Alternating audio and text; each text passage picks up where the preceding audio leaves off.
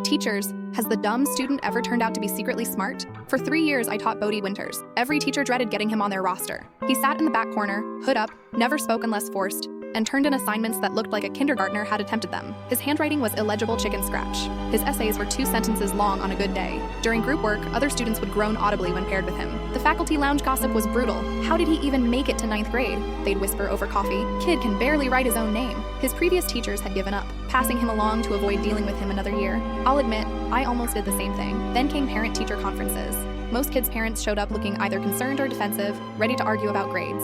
Bodie's mom, Iris, walked in looking absolutely exhausted. Dark circles under her eyes, work uniform still on. She worked 3 jobs: morning shift at the diner, afternoon cleaning offices, weekend catering gigs, to support them after his father left when Bodie was 8. "I know he's struggling," she said before I could even speak. "The school psychologist says he has processing issues, but we can't afford the specialist they recommended. Insurance won't cover it." Something clicked in my brain. I'd been assuming pure laziness when it was actually a learning disability. The next week, I started staying after school with Bodie. Instead of forcing written assignments, I had him explain concepts orally. Instead of essays, we did verbal presentations to an empty classroom. The transformation was immediate and absolutely stunning. This kid wasn't dumb, he was brilliant. He understood complex themes in literature that half my supposed honor students completely missed. He could analyze historical patterns with insights that genuinely impressed me. His brain just worked differently than the system expected. When I suggested he try typing his assignments instead of handwriting them, his grades shot up dramatically. When I gave him extra time on tests, he consistently scored in the top 10%, but the damage to his confidence ran incredibly deep. "Why are you helping me?" he asked one afternoon, genuinely confused. "Everyone knows I'm stupid." "You're not stupid," I said firmly. "You've been failed by a system that only recognizes one type of intelligence." By spring, Bodie was contributing thoughtfully to class discussions.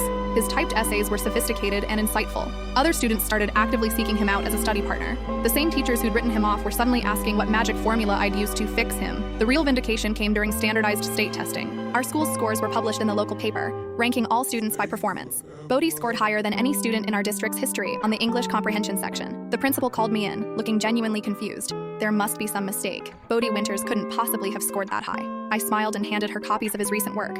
Maybe the mistake was assuming he was incapable. 3 years later, Bodie graduated valedictorian. His acceptance letter to Yale came with a full scholarship. At graduation, he found me in the crowd, wearing his cap and gown with genuine pride radiating from his face. "Thank you for seeing what everyone else missed," he said, tears in his eyes. "You saved my life." His mom stood beside him, crying happy tears for the first time in years. She'd been able to quit 2 of her jobs once Bodie started qualifying for academic scholarships. Sometimes the dumb kid just needs someone to realize that different doesn't mean deficient. Now he's studying to become a special education teacher himself.